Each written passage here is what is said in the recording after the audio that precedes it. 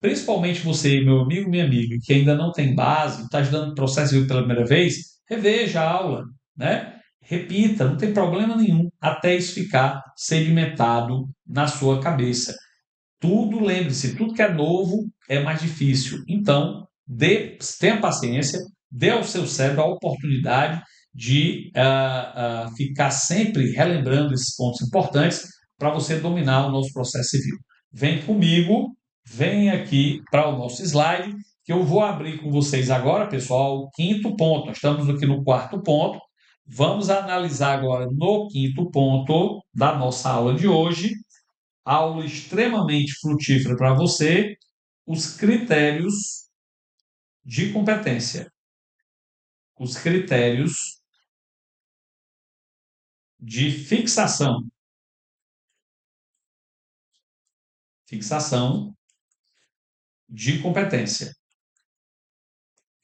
Critérios de fixação de competência. E aqui eu quero te lembrar o seguinte: ao todo nós temos 100 critérios. 3 deles de competência absoluta, 2 deles, né, de competência relativa. Dos 3 de competência absoluta, eu quero te lembrar que nós já estudamos um, que é o critério funcional, que há pouco eu te expliquei. Nós vamos estudar o critério em razão da pessoa e o critério em razão da matéria, beleza? Vem aqui comigo, eu vou colocar você na luz de novo, o item A, critérios de competência, critérios de competência absoluta. E está faltando para a gente absoluta. E está faltando, vou colocar aqui, ó, o primeiro, o critério em razão da pessoa. Razão da pessoa. Esse aqui é tranquilo, só tem aqui um ponto que eu quero chamar a sua atenção. Deixa eu ficar menor aqui, pronto, aí você consegue ver melhor, né? Veja, esse critério, pessoal, determina a competência do órgão jurisdicional em face da presença de determinadas pessoas, por isso que ele é um critério subjetivo. Esse critério em razão da pessoa determina a competência da Justiça Federal e a competência das varas da Fazenda Pública, tá? Veja, na Justiça Federal, quem determina a sua competência é a presença da União, das autarquias federais ou das empresas públicas federais. Lembre-se, sociedade e economia mista federal não é de competência da Justiça Federal, é da competência da Justiça estadual. Então, quem julga as ações que o Banco do Brasil é parte é a Justiça estadual e não a federal. Fechou? Já na vara da Fazenda Pública é para estados, municípios e suas respectivas autarquias e empresas públicas, tá? Varas da Fazenda Pública. Ótimo. Agora, tem um problema aqui em razão da Justiça Federal. Vem aqui comigo, deixa eu colocar aqui, ó, que em relação à Justiça Federal, ainda que haja a presença da União, das autarquias federais ou das empresas públicas federais, existem exceções, porque a Justiça Federal ela não tem competência, obviamente, para julgar essas matérias, né? E aí observe o seguinte: primeiro, Justiça Federal não julga liseira. Liseira de pessoa jurídica, como é o nome? Recuperação judicial, recuperação judicial e falência, tá? Então, liseira de pessoa jurídica, a Justiça Federal não julga. Também não julga liso pessoa natural, que é o caso da insolvência civil. Insolvência civil, tá? E, por último, as ações acidentárias. Acidente de trabalho. Acidente de trabalho. Cuidado para você não confundir com o que há pouco eu lhes disse. A competência para julgamento das ações acidentárias, essas de acidente de trabalho, é da Justiça Estadual, não é da Justiça Federal, tá? Ainda que haja presença dos entes federais. Agora, cuidado com aquela que eu falei que era da competência da Justiça do Trabalho. É ação indenizatória decorrente do acidente de trabalho, que é ajuizada pelo empregado em face do seu empregador. É diferente dessa aqui, tá? Ótimo. Nesses casos, nessas situações, a competência não é da Justiça Federal. E também, volte comigo, não é da Justiça Federal, obviamente, as ações sujeitas à Justiça Eleitoral, à Justiça Eleitoral e à Justiça do Trabalho, né, pessoal? E à Justiça do Trabalho, tá? Ótimo.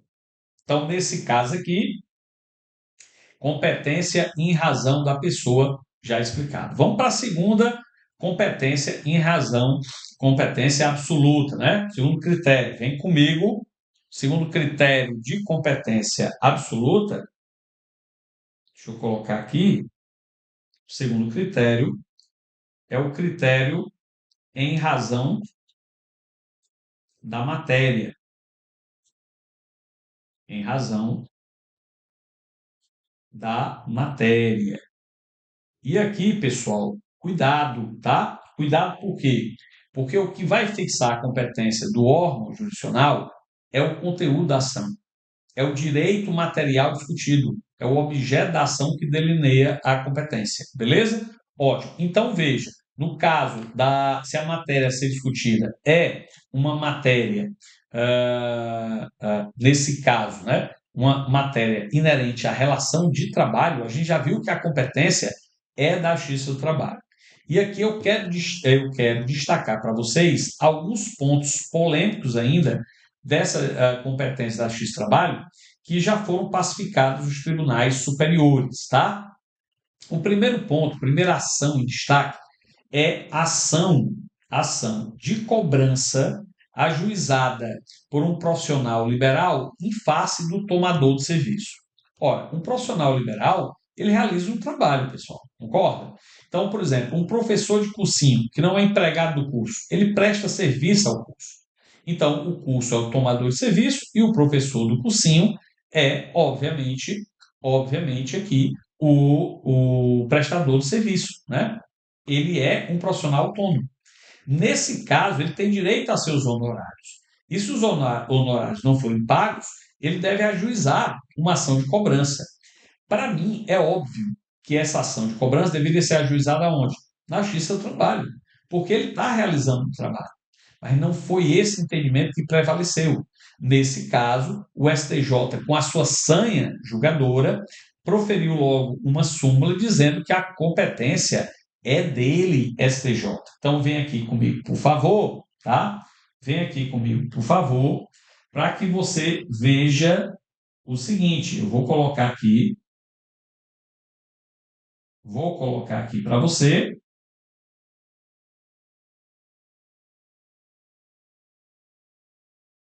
Deixa eu tomar só uma água aqui, tá? Beleza. Eu estou falando aqui da situação, primeira situação, que é ação de cobrança. Ação de cobrança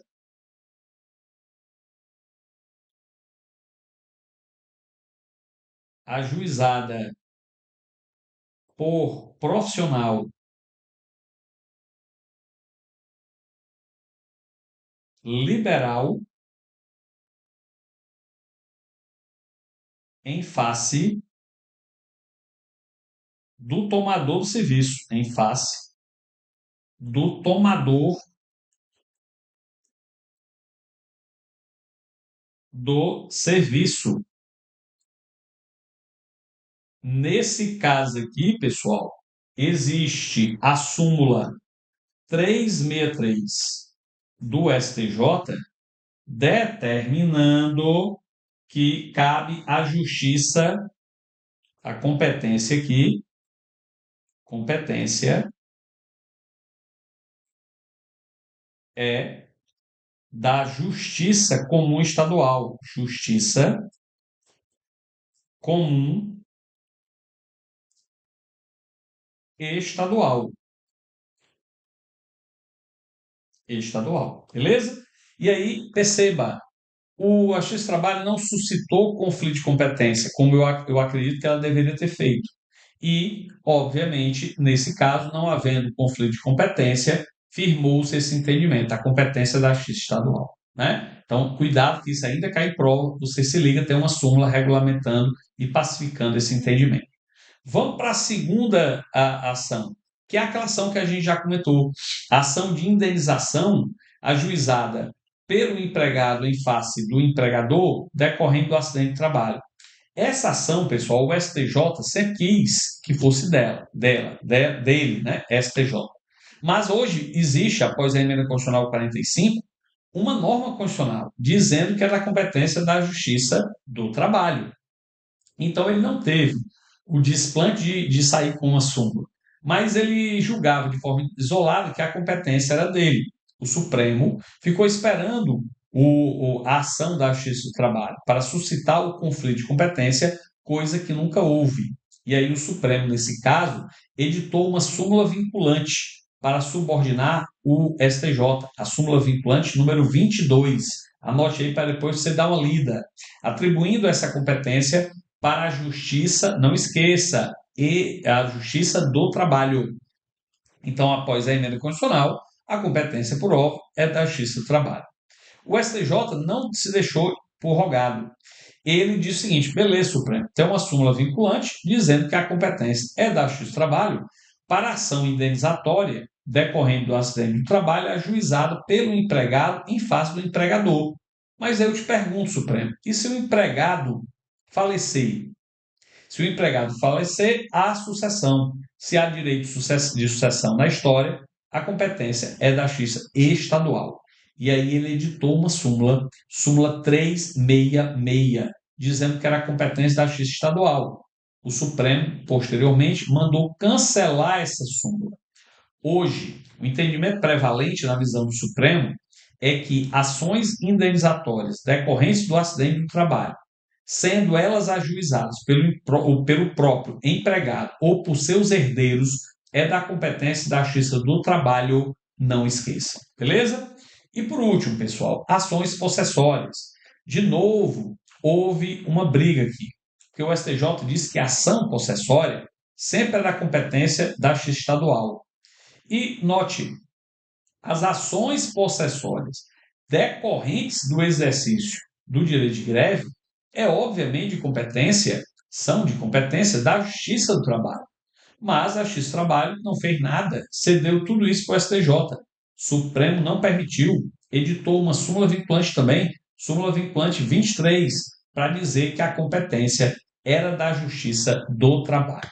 Então não esqueçam, em relação a esses casos que nós acabamos de abordar, competência em razão da matéria. Vem aqui comigo, porque uma vez terminada essa competência absoluta, nós vamos agora trabalhar com a competência relativa. Vamos analisar agora, meu povo, a competência, os critérios de competência relativa. Falei aqui critério de competência absoluta. Vamos para o item B, critérios de competência, critérios de competência relativa. E aqui também nós vamos dar todos.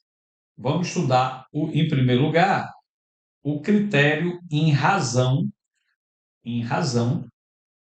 do valor da causa, tá? Em razão do valor da causa, porque é o mais rápido e simples. Deixa eu logo te dizer que esse critério, em razão do valor da causa, fixa a competência, fixa a competência dos juizados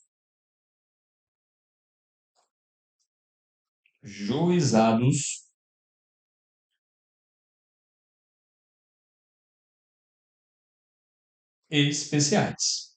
Lembrando que atualmente nós temos três espécies, né, de juizados especiais, tá? Três. Os juizados especiais cíveis, juizados, vou abreviar aqui, ó, juizados especiais cíveis, os nossos JECs, né? Os juizados especiais federais, e os juizados especiais da Fazenda Pública, da Fazenda Pública. Deixa eu te mostrar o seguinte ponto aqui, tá? Veja, presta atenção nisso que eu vou dizer para vocês. Juizados especiais da Fazenda Pública e juizados especiais federais, em verdade, têm a sua competência por uma mistura de dois critérios: o valor da causa e o critério em razão da pessoa. Claro, porque no juizado especial federal só pode atuar União, suas autarquias e suas empresas públicas. Do mesmo modo, juizado especial da Fazenda Pública, só Estado, município e suas respectivas autarquias e empresas públicas, tá bom? Agora, no juizado especial civil, a competência é residual. É a mesma competência em razão da matéria da Justiça Estadual. Lembrando que tem critérios específicos, né, partes capazes, né, que a gente estuda numa aula própria para o procedimento sumaríssimo. Mas em relação ao valor, vem aqui comigo, que é o que nos interessa aqui, nós temos a seguinte diferença. Os juizados especiais cíveis, pessoal, têm competência para julgar causas de até causas de até 40 salários mínimos, tá? 40 salários mínimos. Já os juizados especiais federais e da Fazenda Pública têm competência para julgar causas de até 60 salários mínimos. 60 salários mínimos. Qual é a diferença aqui? Juizado especial cível, ele possui competência relativa. Competência relativa. E o juizado especial federal, bem como da Fazenda Pública, possuem competência absoluta. E eu vou explicar essa diferença agora. Competência absoluta. Isso é muito importante. Aliás, é o mais importante aqui. Veja, quando eu digo que o juizado especial civil, eles possuem critério de competência relativa, então você pode escolher onde você vai ajuizar a sua ação. Se você tiver uma demanda até 40 salários mínimos, você pode ajuizá-la no juizado ou pode ajuizar numa vara civil comum do Fórum Cláudio Evilar. Agora, se você tiver uma causa que esteja presente a União, a autarquia federal ou a empresa pública federal, e essa causa é até de 60 salários mínimos, aqui não tem escolha. Se na tua comarca tiver sede de juizado especial federal, você tem que ajuizar a ação lá. Não pode escolher um juiz federal comum. Do mesmo modo, juizado especial da Fazenda Pública. Causas de até 60 salários mínimos em face de Estado, município, suas autarquias ou empresas públicas, tem que ser ajuizado no juizado, porque o critério de competência absoluta. Mais ainda, se você tiver uma causa, por exemplo, de 80 salários mínimos, tá? E queira ajuizar no juizado especial cível, é possível. Agora, você tem que entender que o juiz do juizado só lhe pode conceder até 40 mínimos. Do excedente, você abre mão. mas é possível ajuizar lá. Você pode escolher ajuizar a ação no juizado. Diferentemente do que ocorre com o Juizado Especial da Fazenda Pública e o Juizado Especial Federal. Se você tiver uma causa de 80 salários mínimos, não pode ajuizar no juizado. Tem que ajuizar ou numa vara federal ou numa vara da Fazenda Pública comum, tá certo? Beleza. Essas são as diferenças da competência em razão do valor da causa. Tradicionalmente, é um critério de competência relativa e será no juizado especial civil. Mas no juizado especial da Fazenda Pública e especial federal, o critério de competência absoluta, não esqueça. Vem aqui comigo, porque para terminar a aula de hoje, nós temos que falar agora do segundo critério, né? Que é o mais importante, que é o critério territorial de competência. Competência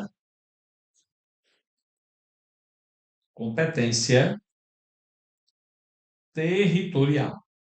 Aqui, na competência territorial, do mesmo modo que eu falei há pouco para a competência do juizado especial, nós temos uma regra e nós temos uma exceção, pessoal, a essa regra, né? Qual é a regra? Então vamos lá. Competência, presta atenção nisso. Competência territorial.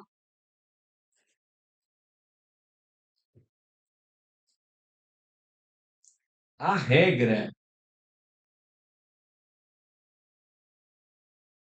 a regra é que nós temos aqui um critério de competência relativa. Então, a competência territorial, via de regra, enseja uma competência relativa. Diferentemente da nossa exceção, que enseja um critério de competência absoluta para a competência territorial. Agora, eu quero te mostrar aqui que o que faz com que a competência territorial seja um critério de competência absoluta ou um critério de competência relativa é a natureza, deixa eu olhar aqui para você pequeno mesmo, é a natureza da ação a ser ajuizada, beleza? Então vem aqui comigo, dá para você enxergar bem? Eu vou colocar aqui, ó, se for competência relativa, é porque você está ajuizando uma ação, ação de natureza pessoal, ação de natureza pessoal, aquela cujo objeto não é uma coisa, né? Então, ação de natureza pessoal. E a ação real,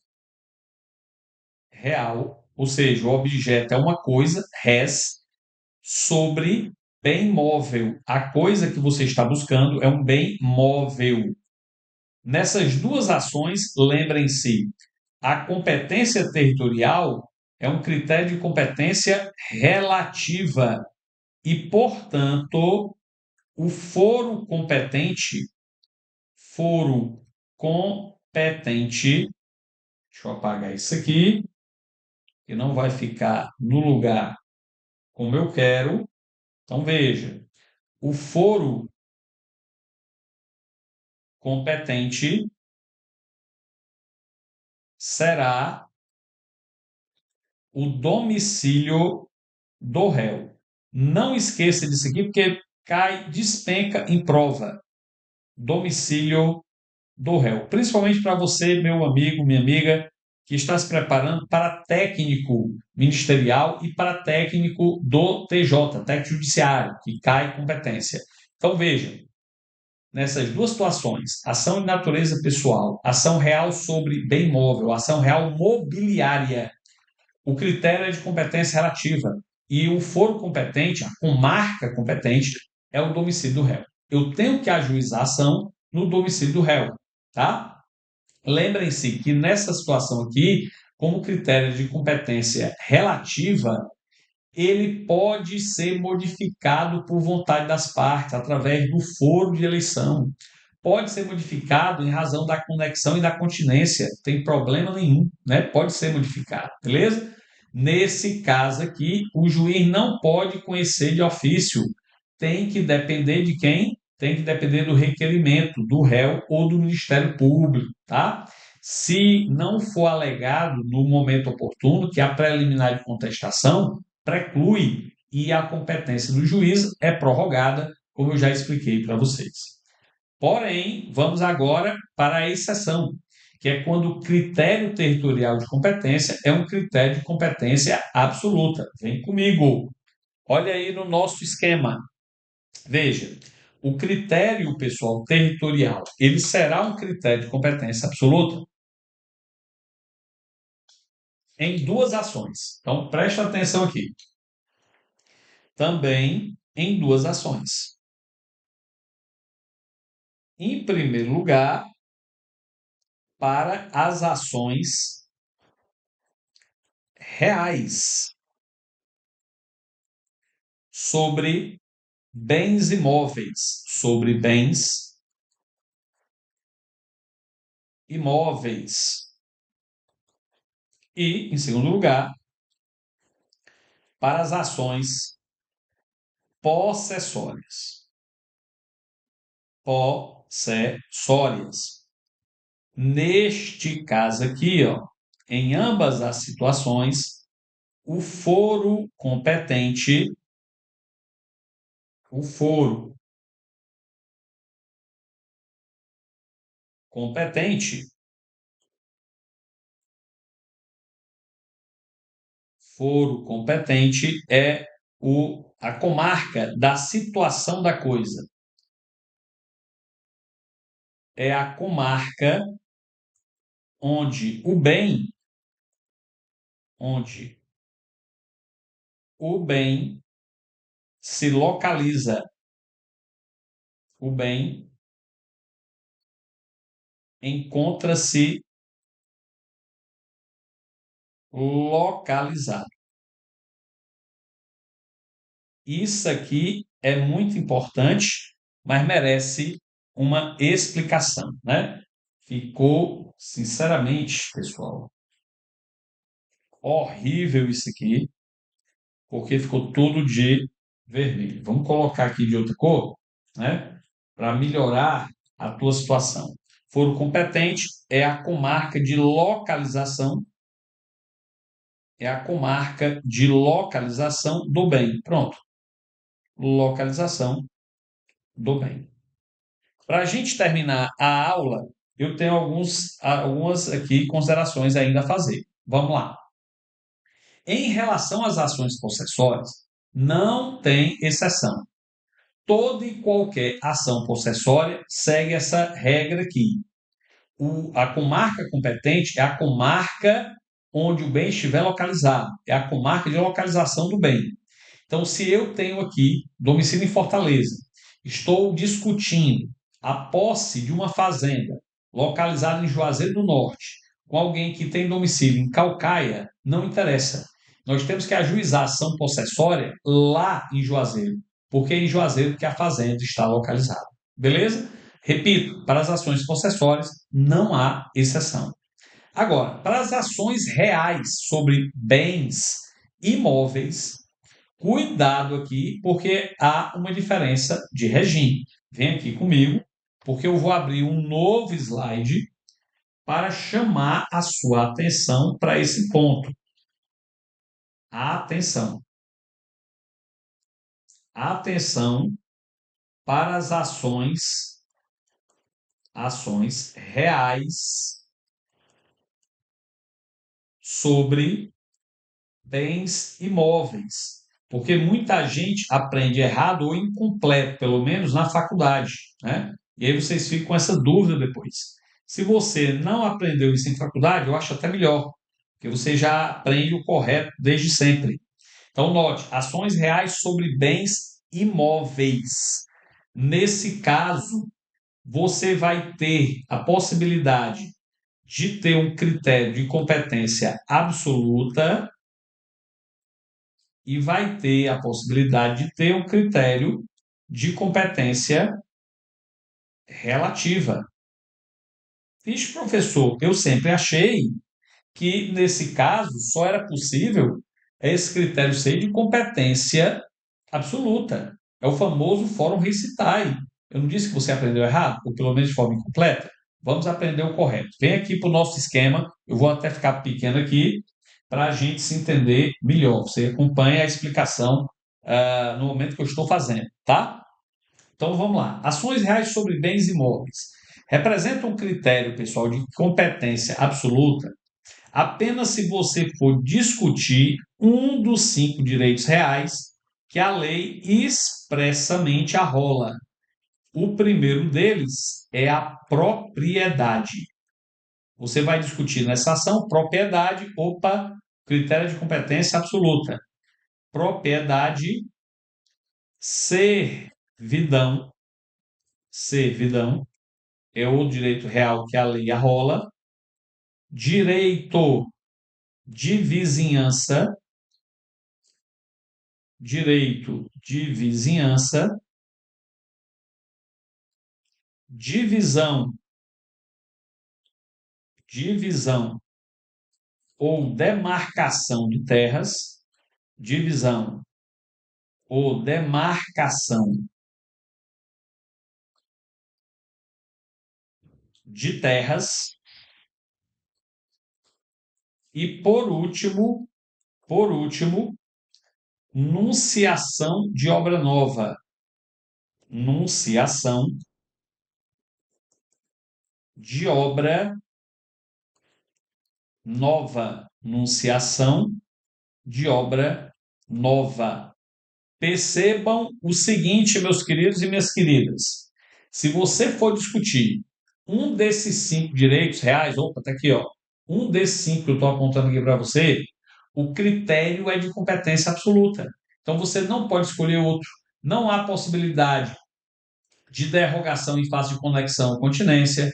A incompetência absoluta, que pode ser conhecida de ofício pelo juiz, né? Preclui, melhor dizendo, não preclui, não se prorroga, tudo isso inerente ao que a gente já estudou. Agora, cuidado aqui, cuidado porque no critério de competência absoluta, nós teremos aqui, ó, um único foro competente, que, como eu acabei de dizer, não pode ser modificado pela vontade das partes. Único foro competente. Se você for discutir um desses 5 direitos reais, nesse tipo de ação real imobiliária, o único foro competente é o foro, a comarca de localização do bem. Foro de localização do bem. Não pode ser escolhido outro.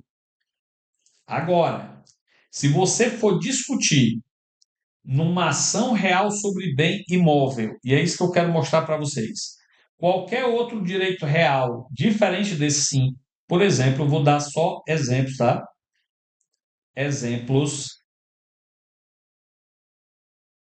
Usufruto, usufruto. Superfície, outros direitos reais que escapam aquele rol. Superfície.